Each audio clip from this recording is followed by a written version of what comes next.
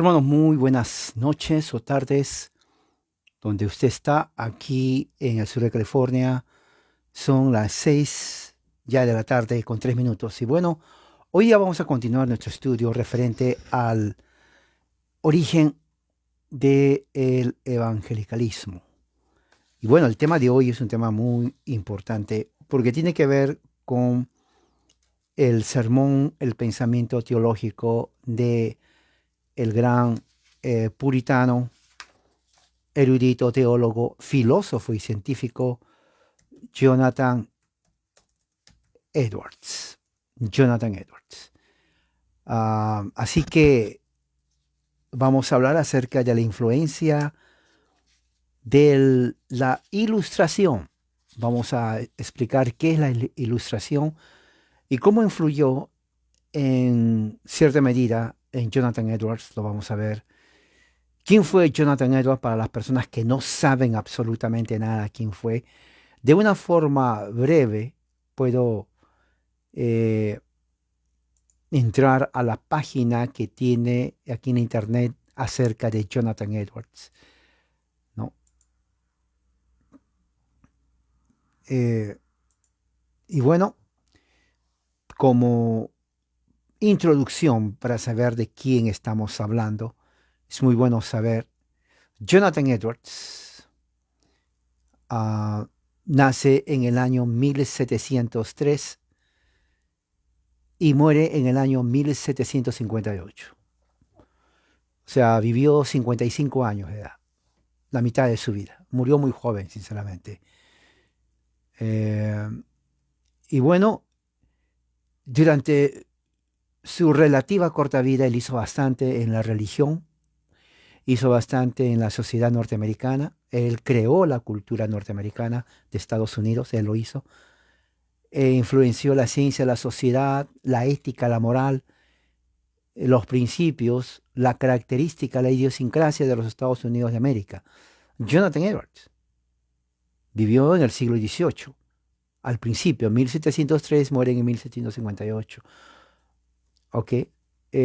Nació en el estado de Connecticut eh, y se graduó de la universidad famosa de Yale en 1722.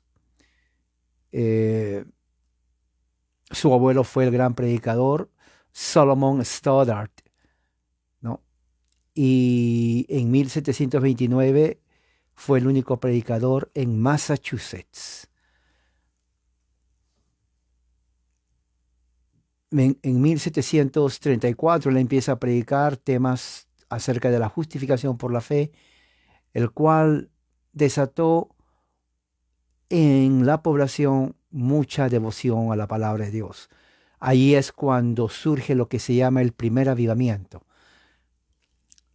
Estamos hablando de 1700, siglo XVIII. México, Centro y Sudamérica no conocían absolutamente nada de eso. ¿Okay? Siglo XVIII, el virreinato español en México, Centro y Sudamérica, catolicismo romano puro en Latinoamérica. Nada que ver con protestantismo, peor con evangelicalismo, nada. Todo esto solamente era en la parte norte, en la parte este-norte de lo que se conoce como los Estados Unidos de América. O sea, el primer gran avivamiento se desata en 1734, ¿no? Hay una explosión religiosa realmente en los Estados Unidos, literalmente.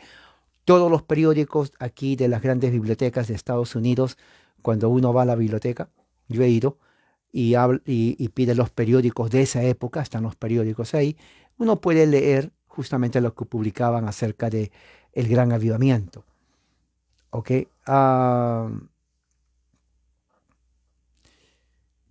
Escribió bastante también, escribió libros, escribió obras donde él hablaba acerca de su teología.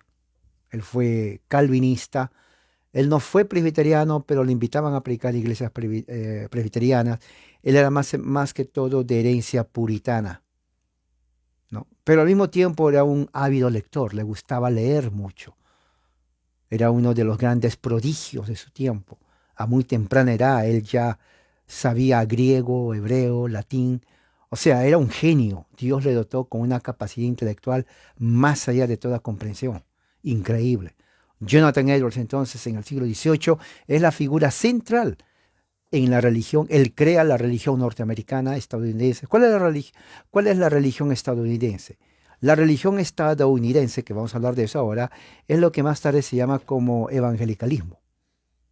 El evangelicalismo es religión norteamericana, estadounidense, específicamente, no de Canadá. Canadá también está en el norte, pero no de Canadá, sino de Estados Unidos, de las colonias americanas, propiamente dicha, iniciado por el gran Jonathan Edwards. Hubieron otros, ayer hablamos de cómo este avivamiento surge con los presbiterianos, la familia Tennant, ¿no? William Tennant, presbiterianos escoceses, irlandeses, que vienen aquí también a las colonias del mismo tiempo de Jonathan Edwards. Y realmente ellos comienzan todo este avivamiento en la parte de Pensilvania, New Jersey.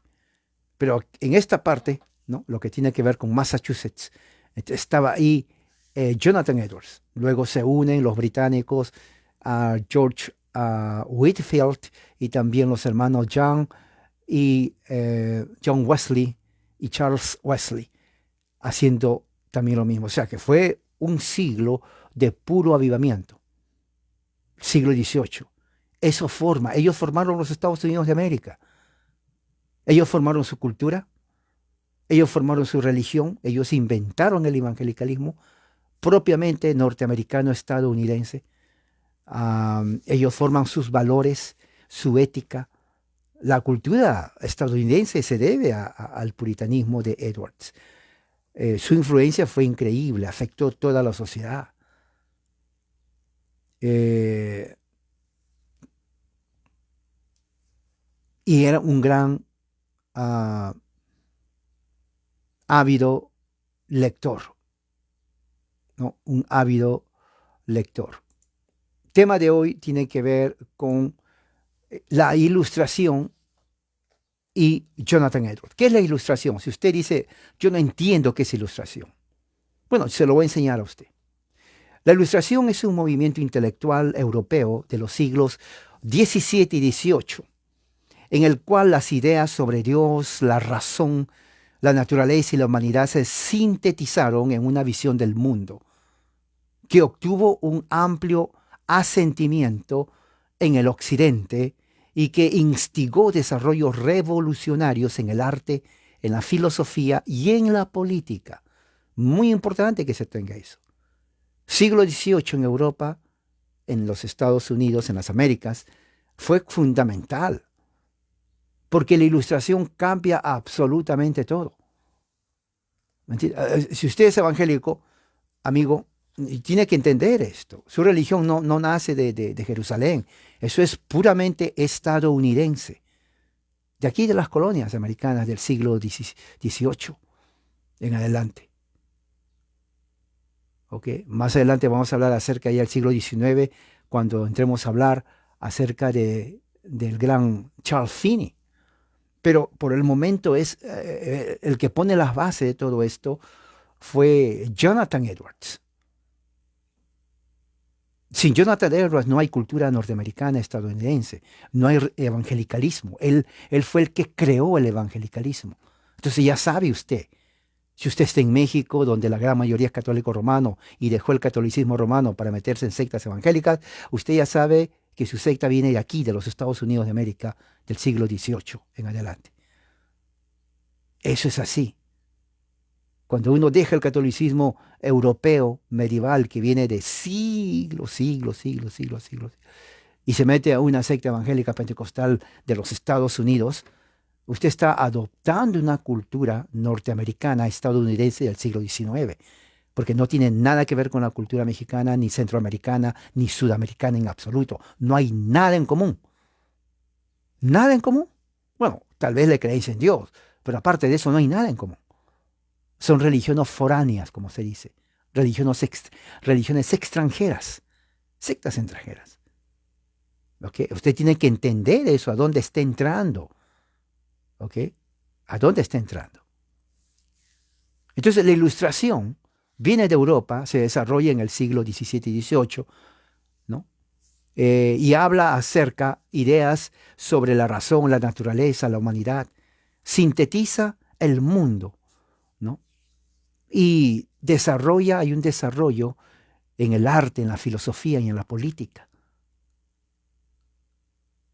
En el pensamiento de la Ilustración eran fundamentales el uso y la celebración de la razón. O sea, no existían, ellos no aceptaban la realidad en base a sentimientos o en base a algo abstracto. La razón es la que gobernaba. El poder por el cual los humanos comprenden el universo y mejoran su propia condición. Se consideraba que los objetivos de la humanidad racional era el conocimiento, la libertad y la felicidad. Vuelvo a repetir. Se consideraba que los objetivos de la humanidad, de todas las culturas, era el conocimiento, era la libertad y era la felicidad. Ahora, yo quiero que tomen eso en cuenta, porque voy a leer un documento de ese tiempo. ¿Ok?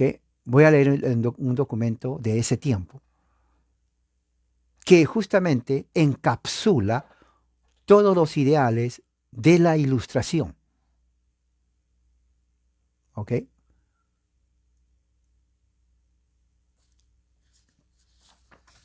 La Ilustración hacía énfasis en la razón, en el conocimiento, la libertad y la felicidad del individuo para una nación.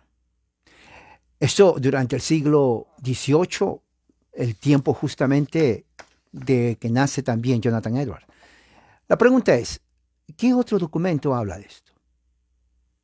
Bueno, aquí les voy a decir el documento. A ver, amantes del saber y la cultura, los que son amantes del saber y la cultura van a rápido reconocer esto. Los que no, bueno, les recomiendo que sean amantes del saber y la cultura. Separen un tiempo, una o 2 horas y lean. Dígale a su esposo, con todo respeto, hoy día no cocino. Hoy día voy a leer. Hoy día voy a alimentar mi mente, voy a culturizarme, voy a adquirir conocimiento. Es más, ¿por qué ese día mejor no comemos y estudiamos? Una broma.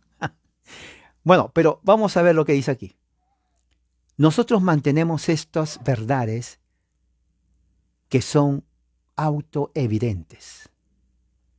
Nosotros mantenemos estas verdades que son autoevidentes.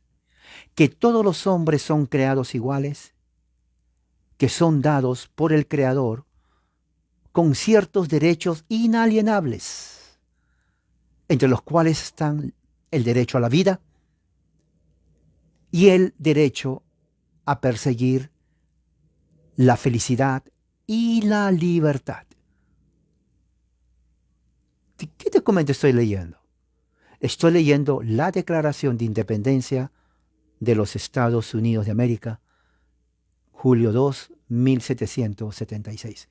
Julio 2, exacto. Se celebra el 4 de julio, pero el julio 2 ya se había hecho esto conocido. Pero las ideas de libertad, las ideas de la vida, las ideas de seguir la felicidad, ¿de dónde viene? De la Ilustración. Y Jonathan Edwards sabía exactamente eso. ¿No?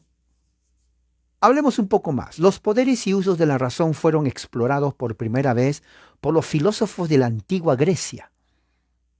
Los romanos adoptaron y perseveraron gran parte de la cultura griega, incluyendo en particular las ideas de un orden natural, racional y una ley natural.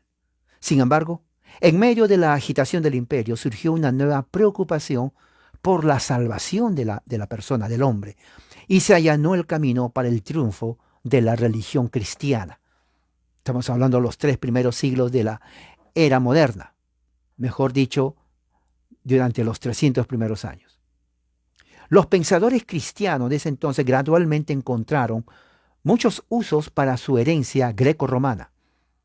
El sistema de pensamiento conocido como escolasticismo culminando en la obra de el santo Tomás de Aquino, resucitó la razón como la herramienta de comprensión, porque somos seres racionales.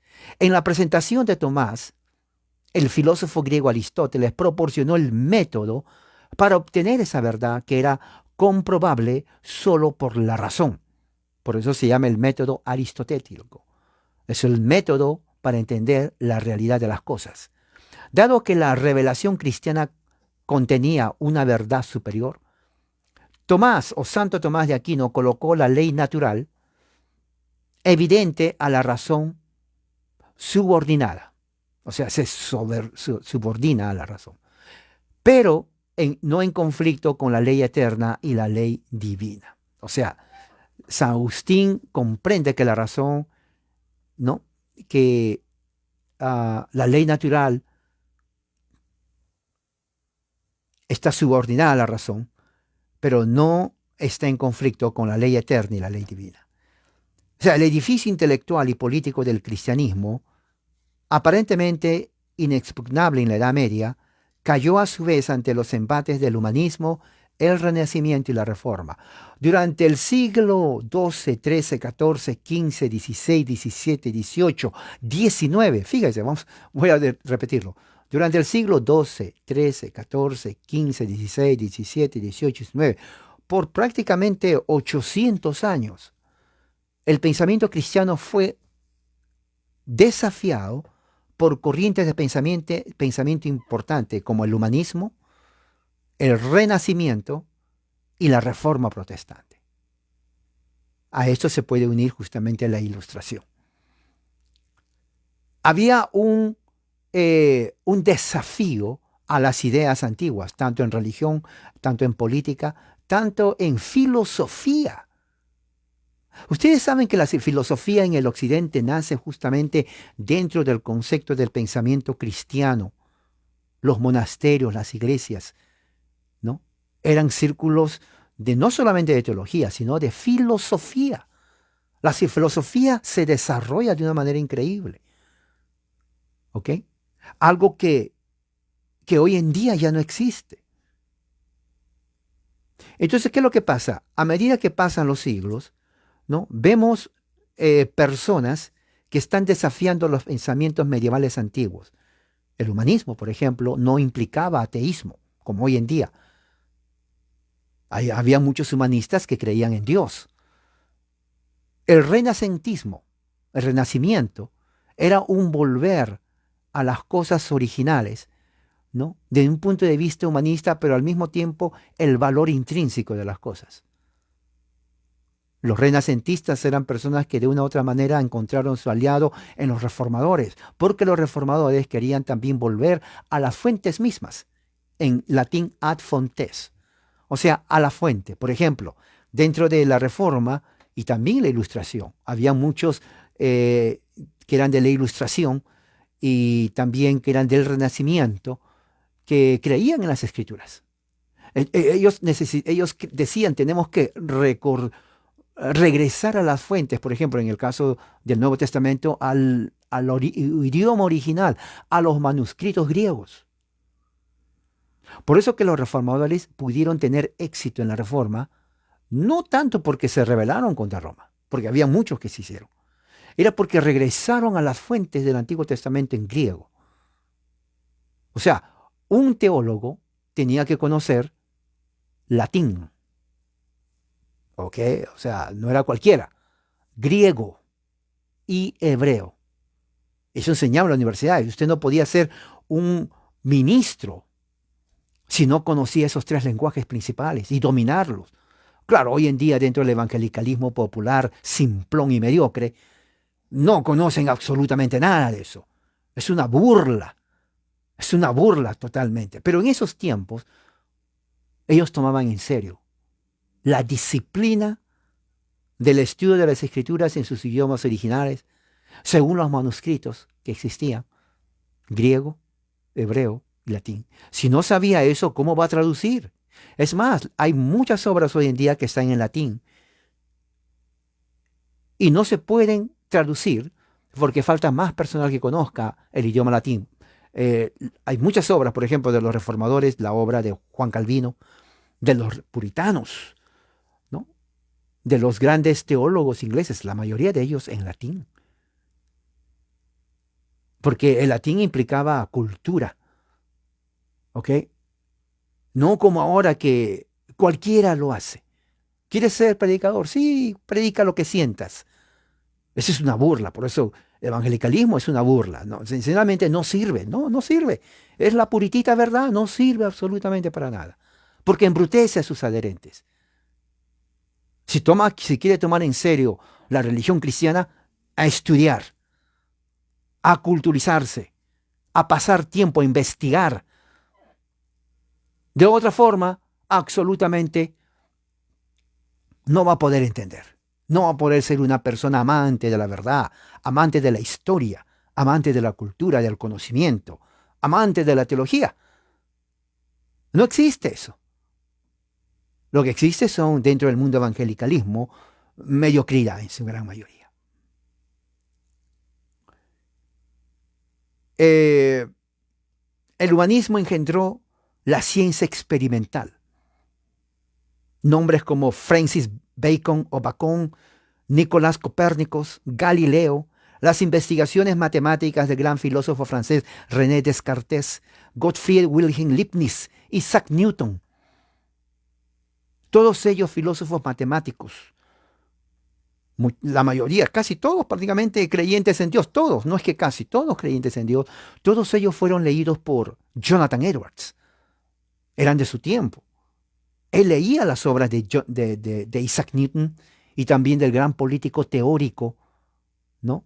John Locke. John Locke fue leído en todas las colonias americanas.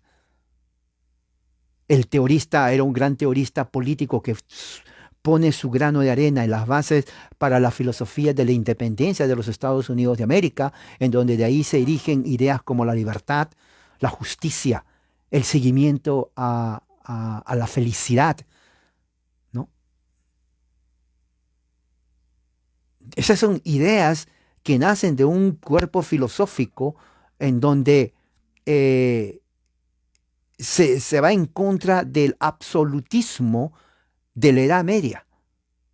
Esas son las bases de lo que se conoce como la primitiva democracia entre los pueblos. Entonces, Jonathan Edwards leía todo eso. El Renacimiento redescubrió gran parte de la cultura clásica, revivió la noción de los humanos como seres creativos, la Reforma como movimiento religioso de una forma directa, pero larga, ¿no? Desafió la autoridad monolítica del papado de la Iglesia Católica Romana, el cual era el representante de todos los cristianos durante los casi 16 siglos. Entonces la Reforma sale, ¿no?, como producto del empuje también de los renacentistas y de los humanistas. Ese es el inicio de la era moderna. La ciencia debe mucho al humanismo, al Renacimiento, a los reformadores. Hay una explosión del punto de vista político, científico y religioso. El mundo ya no es el mismo. Como dije ayer, ya lo que pasa ya no se puede volver atrás. Ya no podemos volver al 2020 o al 2019. Es imposible. Ya pasó. Tenemos que seguir. El tiempo avanza. Las condiciones de vida, de la cultura, de la historia, no paran para nada. Esto sigue avanzando como un tren que no tiene frenos. El tren que no tiene frenos no va a parar. Eso sigue. El que se queda, se quedó. Así es. Y eso lo vemos en la tecnología, eso lo vemos en las ideas. Las ideas se están desarrollando. Hace 30 años nadie pensaría lo que estamos haciendo hoy, lo que se piensa, lo que se plantea, las soluciones que hay, influenciados por la ciencia, por la tecnología, por las ideas humanistas, por las ideas postmodernistas. O sea, esto no empezó ahora. Esto ya tiene siglos. Para Martín Lutero, como para Bacon o Descartes, para Leibniz, para Isaac Newton, por ejemplo, el camino hacia la verdad estaba en la aplicación de la razón humana. Ahora, muchos dicen, sí, pero los reformadores, claro, Juan Calvino, Martín Lutero, sí estudiaban la Biblia, pero estudiaban la Biblia de un punto de vista donde usaban la razón. Ellos tenían que argumentar sus causas. Ellos tenían que argumentar. Tanto el Renacimiento como la Reforma fueron movimientos por la libertad intelectual. Fíjese, libertad intelectual. que cambió la autoridad, pero dado que apelaron a diferentes autoridades, contribuyeron a la ruptura de la comunidad del pensamiento. ¿Qué quiere decir esto? Antes que venga el humanismo, el renacimiento, la reforma, había un pensamiento monolítico, religioso, político y social. Bueno, estos movimientos rompen ese esquema, ¿no? De una forma increíble que da lugar a muchos libres pensadores. Ahora, claro, si bien es cierto, tienen su lado positivo, también tienen su lado negativo, ¿ok? Porque ellos rechazan la autoridad recibida, ¿no? Ellos comienzan a cuestionar ideas, ellos comienzan a cuestionar postulados, valores, pensamientos, dogmas, ¿no? Y esto realmente era necesario, claro, no había otra forma, ya no podían detenerlo. Es como un río, no se puede detener el río. Las ideas estaban que fluían de una manera incontrolable. Es así, el desarrollo histórico de los pueblos es así. No hay forma de detenerlo. El tratar de detenerlo sería una locura. Y es la verdad. Ya no podemos vivir en el año 2020. Y eso que fue hace 2 años nomás. Ya no podemos vivir en el año 2000. Esos fueron 22 años. Ya es imposible. Como muchos dicen por ahí, oh, cómo me hubiera gustado vivir. No, no diga eso. Porque el mundo está cambiando. Cada minuto que pasa, cada día que sucede y que pasa, es ya totalmente diferente. Ya es diferente. Ya las ideas van cambiando. ¿Ok? Ahora, la aplicación exitosa de la razón a cualquier pregunta dependía de su correcta aplicación, del desarrollo de una metodología de razonamiento que sirviera como su propia garantía de la validez. Tal metodología se logró de manera más espectacular en las ciencias y las matemáticas, donde la lógica la lógica de la inducción y la deducción hizo posible la creación de una cosmología nueva y radical. La influencia formativa de la Ilustración no fue tanto el contenido como el método. Los grandes genios del siglo XVII y XVIII confirmaron, ampliaron el concepto de un mundo de regularidad calculable. Pero lo que es más importante, aparentemente, probaron que el razonamiento matemático riguroso ofrecía los medios independientemente de la revelación de Dios para establecer la verdad.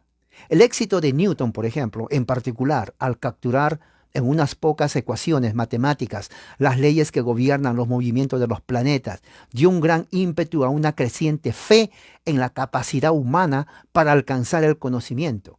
Al mismo tiempo, la idea del universo como un mecanismo gobernado por unas pocas leyes simples y detectables tuvo un efecto subversivo en los conceptos de un Dios personal y la salvación individual que eran fundamentales para el cristianismo. O sea, las ideas comenzaron a encontrarse. Muchos dicen, bueno, pero ¿por qué se hizo eso? Vuelvo a repetir, no se puede contener. Miren, ya pasaron más de 2000 años de cristianismo, ideas han venido, unas quedaron, otras pasaron, pero la sociedad avanza, la sociedad eh, ah, sigue progresando o tal vez no progresando, pero avanza. El otro día conversando con un amigo me dice, ¿por qué esto de los celulares no se inventó a principios del siglo XX? Por ejemplo, en 1910. Es más, ¿por qué no se hizo en la Edad Media? ¿Por qué alguien en la Edad Media no tuvo la creatividad de decir, bueno, voy a crear un celular, ¿no? Voy a crear un celular o un teléfono. ¿Por qué tiene que ser en este siglo que todo se crea? ¿Por qué no hubieron en ese tiempo? Es que no podían haber en ese tiempo. Era imposible. No porque no querían, sino porque los factores del conocimiento humano no daban lugar a la creación de un teléfono celular. Pero, ¿qué cosa creen? El tren seguía avanzando. Las ideas políticas seguían avanzando. Las ideas de reforma en la religión seguían avanzando. O sea, era gradual. Y a veces estamos con un amigo, comenzamos a pensar y a cavilar en todo esto y llegamos a la conclusión, fíjese, llegamos a la conclusión de que el desarrollo de la civilización humana no es algo que ocurre al azar, sino que obedece a ciertas leyes ya preestablecidas y que van, aunque veamos caos, en realidad no es caos, es el orden que va. Fíjese, estamos estudiando el origen del evangelicalismo. ¿Se acuerdan que siempre les digo hay que saber el origen de la secta cuando uno entra? En el siglo XVII no había colonias americanas. Empiezan a llegar, empezando el siglo XVII, en 1609. El norte de las Américas era un sitio despoblado, virgen, habían tribus, ¿no? Los nativos del lugar. Pero otra vez volvemos al asunto, desde el punto de vista histórico. Muchos dicen, oh, pero que vinieron a matar, los españoles que vinieron a matar. Era imposible que no haya encuentro de civilizaciones de Europa con esta parte. Era imposible. Tarde o temprano tenía que haberse dado.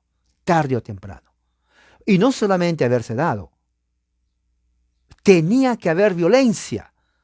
O sea, la idea de aquellos que dicen, no, pero ¿cómo matan? Es que tenía que haber violencia. Es impensable un encuentro de culturas opuestas sin violencia. No puede haber. Vean la Biblia. Me pasaría 2 horas ahora, en este momento 2 horas, solamente dando ejemplos de la Biblia. Pero ese no es el tema. Pero en 200 años, 1600, primer siglo, la colonización del norte de América. Religión entra ahí. Crean una nueva sociedad cristiana basada en las escrituras, en las leyes, castigo, prosperidad, una cosmovisión totalmente teocéntrica. 100 años pasa, 1700. Estamos aquí, la época, las nuevas generaciones, ya murieron los puritanos, esas nuevas generaciones se enfrentan diferente. Ya crece la colonia, ya hay desafíos políticos, desafíos económicos, ya el concepto de país, de pertenencia comienza a desarrollarse. ¿Cómo entra la religión de mis padres aquí? Se preguntaban los puritanos. Mi abuelo fue puritano, ¿cómo entra aquí? En su tiempo era diferente, ahora es diferente. Mira, en 1700.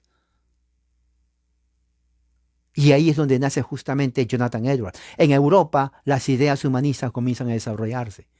Vienen aquí a las Américas, ¿no? Y aquí es donde Jonathan Edwards entonces empieza a mirar la religión con el fruto de la ilustración europea. Inevitablemente el método de la razón se aplicó a la religión misma. O sea, no se podía decir mejor no, porque eso es un caos en el desarrollo histórico de los pueblos. No se puede hacer eso, es imposible, créanme. No se puede retener el tiempo. Esto avanza y va a seguir avanzando y avanzará más. Entonces, ¿qué es lo que pasa? Tenemos que acomodarnos. Tenemos que aplicar, adaptar. El producto de la búsqueda de una religión natural trae como consecuencia el deísmo, con D de dedo, no teísmo. El deísmo fue adoptado por muchos pensadores filósofos que no rechazaban la idea de Dios, pero que no era el Dios de las Escrituras. ¿Ok? Nunca tuvieron una iglesia, ¿no? Más bien estuvo en conflicto con el verdadero cristianismo por 2 siglos, especialmente en Inglaterra, en Francia y en las colonias americanas. Para el deísta bastaban muy pocas verdades religiosas, ¿no? Y eran verdades desde el punto de vista racional. La existencia de Dios era concebido como un arquitecto o mecánico, arquitecto del universo. De ahí sale una frase muy conocida dentro de grupos masónicos, ¿no? Y había una religión natural. En otras palabras, sí existe Dios, pero tenemos nosotros la obligación humana de tener una virtud, una piedad, una moral, una ética social para llevarnos bien con el resto. De un punto de vista humano no está mal, porque tenemos que llevarnos bien con nuestro prójimo. Es más, Jesús enseñó eso. O sea, no va en contra del cristianismo, el aspecto social de la fe cristiana, ¿no? Más allá de la religión natural de los deístas se encuentran los productos más radicales de la aplicación de la razón a la religión. El escepticismo, ateísmo, materialismo, como una forma de rechazo a la religión. Entonces ahí comienza a nacer ciertas actitudes, posiciones filosóficas como el escepticismo. No es ateísmo, porque también duda del ateísmo. El escéptico duda de que no hay Dios, pero duda que hay Dios. O sea, cuando se encuentra con un ateo, el escéptico dice, ¿cómo sé que no hay Dios? Parece una contradicción, ¿no? Porque es como decir, bueno, si está vacío es porque no hay nada, pero ¿cómo sé que no hay nada? Es escéptico. Bueno, pero hay Dios, ¿cómo sé que hay? Muéstrame tú que no hay Dios. Dame tus argumentos de que Dios no existe, para ver si son razonables. Porque no basta decir Dios no existe. Demuéstrame realmente que no existe. Dame algo lógico, fuerte para yo creer que no existe. Y tú dame algo lógico para creer que existe. Por lo tanto, ya que tú no me convences, o tú tampoco, soy escéptico. Puede que exista, puede que no exista, pero yo no sé. No hay pruebas que existe, no hay pruebas que no existe, porque son ideas de ustedes. Yo no puedo verlo a Dios, y el hecho que no lo vea tampoco significa que no exista, como tú lo dices. O sea, el escéptico cuestionaba a los dos grupos. Es más, se cuestionaba su escepticismo, porque él decía, bueno, ¿cómo sé yo que no sé? De repente sé, pero lo niego. Negar no implica escepticismo. ¿Ok? O sea, uno puede decir, bueno, yo niego que existe este teléfono, pero eso no significa que soy escéptico, porque yo creo que existen teléfonos, pero no creo que este exista, que es diferente. O sea, comienza el pensamiento crítico en toda área. ¿Ok? Dentro de ese concepto está Jonathan Edwards y la ilustración. Él usó el método de la filosofía de la ilustración en uno de sus sermones más famosos, más conocidos en todo el protestantismo y es más, en todos los Estados Unidos. Se llama Pecadores en manos de un Dios enojado. Fue predicado el 8 de julio de 1741, ¿no? En tiempos del Gran Avivamiento en Massachusetts. El sermón titulado Pecadores en manos de un Dios enojado, creo que está traducido al español a internet. Por favor, después de esto, léanlo. Léanlo. Si usted quiere conocer la cultura americana, léalo. Porque este sermón forma los valores, la idiosincrasia, la personalidad del estadounidense. Sí, Jonathan Edwards prácticamente lo tiene muy bien. Jonathan Edwards realmente cambia, él es el que pone el fundamento de los valores norteamericanos. Está en Amazon gratis, muy bien, perfecto, gracias por la información, hermano, sí, léanlo. Porque habla de teología, habla de historia de ese tiempo, lo que ellos pensaban, es más, lo que Jonathan Edwards pensaba. Vamos a analizar 5 puntos de su sermón para darle cuenta cómo la influencia de la ilustración estaba ya en Jonathan Edwards, en ese sermón, ¿no? Vamos a ver, número 1, el acercamiento empírico para evaluar las verdades religiosas. Ese es de su sermón. Acercamiento empírico para evaluar las verdades religiosas. Jonathan Edwards en su sermón emplea el acercamiento empírico de la ilustración para manejar su mensaje, ¿no? Para que la gente vea su mensaje. No solamente él descansa en la teología bíblica, pero también sigue la forma de pensar de los filósofos de la ilustración, para explicar las verdades, ¿no? Para enseñar algún fenómeno natural observable, para hacer un argumento más convincente. Por ejemplo, él dice de la posibilidad del hombre de ir al infierno en cualquier momento, ¿no? Al recordar a sus oyentes que en las diferentes experiencias que continúa en este mundo natural, del mundo en todas las edades, ha habido la historia del hombre que se transporta de una manera, de un momento a otro, al otro lado del mundo. La experiencia humana a través de las edades muestra, ¿no?, cuán saludable, que la salud ni siquiera es garantía de que el hombre no será llevado al otro mundo y arrojado al infierno. Y así, muchos casos observables, Jonathan Edwards señala, ¿no?, que aún si el hombre se prepara para evitar este evento, él no puede escapar de las cosas que no puede ver, ¿no? Los oyentes de Jonathan Edwards, por lo tanto, son traídos a realizar, a entender que cuán cerca ellos están del infierno, basado en cosas observables de la experiencia humana, como enseñaban los pensadores del, uh, de la Ilustración. Jonathan Edwards descansa entonces en fenómenos observables para, diríamos, argumentar o solidificar su argumento y llegar a una conclusión. Entonces, este acercamiento empírico de verdades religiosas que usa Jonathan Edwards es la influencia de la Ilustración en su pensamiento.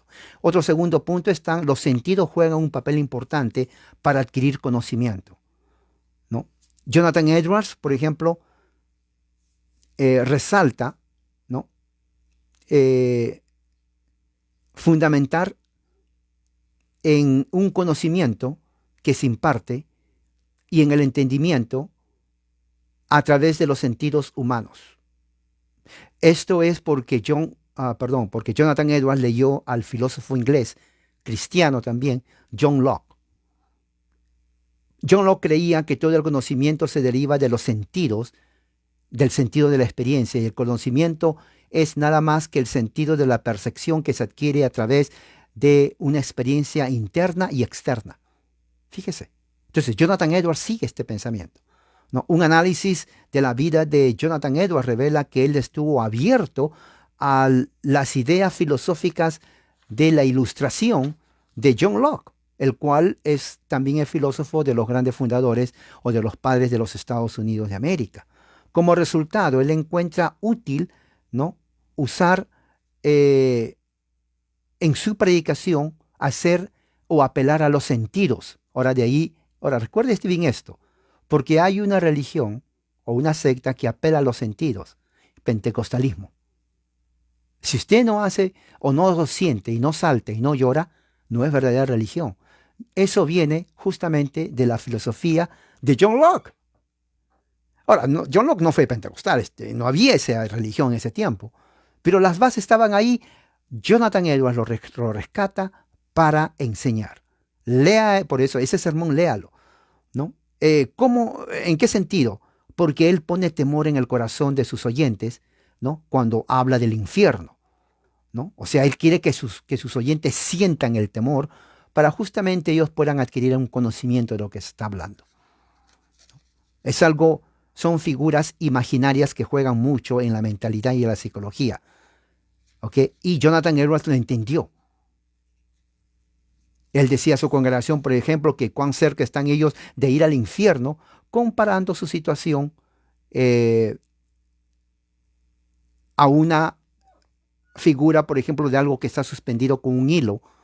Está suspendido con un hilo, pero el hilo se corta y caen. Entonces él decía, así como estamos suspendidos, la vida de usted está suspendida en un hilo. O sea, él trataba de hacer impresión en la mente de sus oyentes a través de una forma que ellos sientan. Por eso que las emociones en el primer avivamiento juegan un papel importante. Y eso que no hemos llegado al segundo avivamiento, que va a ser después que vamos a hablar. Entonces, estos avivamientos tienen que ver con mucha emoción, lo cual justamente tiene que ver con experiencias observables. Y aquí está el punto. ¿Cómo sabemos que uno tiene el Espíritu Santo? Porque está llorando. ¿Cómo sabemos que uno tiene el Espíritu Santo? Porque está que tiembla. Observable, sentido. ¿Cómo sabemos que tiene el bautismo del Espíritu Santo? Hablando en lenguas o balbuceos. Observable. O sea, todas estas experiencias observables, hay una razón de ser. Y Jonathan Edwards lo entendió muy bien de John Locke. Número 3, reconoce el libre albedrío del hombre. Ahora, esto es muy importante, porque Jonathan Edwards fue calvinista. Él escribió inclusive un libro referente al libre albedrío. Él creía en la soberanía de Dios, era calvinista, ¿no? Pero la influencia, ¿se acuerda que hablamos ahorita de los principios de la Ilustración? Libertad, el perseguimiento de la felicidad. O sea, hace énfasis en el hombre. Entonces, Jonathan Edwards, como un gran lector, dice, es cierto, el hombre sí es pecador, el hombre no puede ir a Dios si no fuera por la gracia de Dios, él creía todo eso. Pero el hombre tiene libre albedrío. O sea, parece una contradicción. Eso se llama compatibilismo. Soberanía de Dios, libre albedrío del hombre. El compatibilismo es es una filosofía teórica que habla que Dios actúa de acuerdo a la voluntad del hombre y que la voluntad del hombre, aunque el hombre lo hace, no contradice la voluntad de Dios. O sea, es un poco, tal vez muchos pensadores, hasta ahora sigue el debate hasta qué punto eso es verdad o no es verdad, pero ese es otro asunto. El asunto está que Jonathan Edwards reconoce, ¿no? El libre albedrío, ¿no? En su sermón. Eso lo vemos. Aquí dice, por ejemplo, que él cree, que el que cree que no es condenado, ya ha sido condenado, está en Juan 3:18. Este verso habla claramente que es la falta del hombre si él va al infierno, porque él escoge no creer. La responsabilidad, por lo tanto, de la salvación del hombre descansa en su libre albedrío para creer. Si él escoge rechazar la verdad de Dios, en línea con lo que él ve y observa en la Biblia, entonces él ya está condenado para ir al infierno. Es que no es que el hombre está condenado al infierno sin razón o sin su consentimiento, implicando que él no tiene nada que ver en el asunto. Su voluntad independiente, dictada por su razón, es lo que determina dónde va a pasar la eternidad. O sea que es interesante, por eso es que Jonathan Edwards usa una retórica que parece y no parece. O sea, sí cree en el libre albedrío y lo dice, pero también en otras partes parece como que cree en el libre albedrío del hombre, o en la supremacía de Dios, en la soberanía de Dios. Porque al decir que el hombre se va al infierno, pero no se va porque no quiere, sino porque hizo uso de su decisión basado en su razón, entonces pone el énfasis en la voluntad del hombre. Pero al mismo tiempo dice, bueno, no quiso creer porque no está predestinado. O sea, parece que esto del libre, la filosofía de John Locke y de otros, del, uh, de la ilustración en ese siglo, hizo cierta influencia en Jonathan Edwards. Otro está en proveer una causa para explicar el comportamiento del hombre, ¿no? Jonathan Edwards creó en su sermón que elaboró en dar a la causalidad, a la universalidad y moralidad de la conducta humana.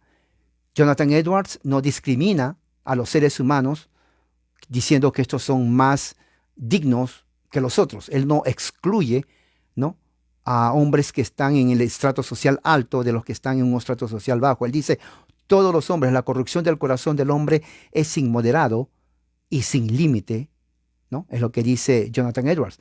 La palabra todo es significativa porque eso atacaba a la clase media, ¿no?, que tenían la tendencia de pensar que ellos estaban bien ante Dios. Jonathan Edwards decía, no, todos son todos, ya seas blanco, negro, rico, pobre, ignorante o conocedor, ¿no? ¿Y esto de dónde viene? Porque los pensadores de la Ilustración habían expresado la misma idea de la predictibilidad y la conducta humana universalista del hombre, ¿no? De acuerdo al filósofo inglés Thomas Hobbes, ¿no?, hay leyes básicas que gobiernan la conducta humana y que estas leyes son precisas, así como las leyes del hombre del mundo físico. Si estas leyes se entienden correctamente, como él dice, entonces es posible crear un gobierno que trabaje de acuerdo a los principios científicos. Esto lo dijo Thomas Hobbes. Esto es increíble, porque Thomas Hobbes también entra en la ecuación dentro de los padres fundadores de los Estados Unidos de América, ¿no? Thomas Hobbes continúa diciendo que la gente que es egoísta naturalmente, ellos quieren poder, posesión, seguridad, honor, fama, ¿no?, buscando lo que... Y en buscar esto ellos compiten violentamente unos con otros. Pero ¿por qué actuar de esta manera? Decía. Los puntos de Jonathan Edwards, se basa en el pecado original. De acuerdo a Jonathan Edwards, el hombre es, ¿no? Pecador implica que la semilla de la causa de la humanidad está inclinado al mal. Aunque el tema del pecado original fue un asunto de debate en el periodo de la Ilustración, unos creían, otros no, se contradecían los mismos filósofos se contradecían en este aspecto, al igual que el libre albedrío. Unos pensaban que era determinista, otros pensaban que había la parte libertaria del hombre. Jonathan Edwards sabía de esto y en algunas partes de sus escritos parecen implicar eso. Y la última parte, el número 5, comparte el punto de vista común de Dios.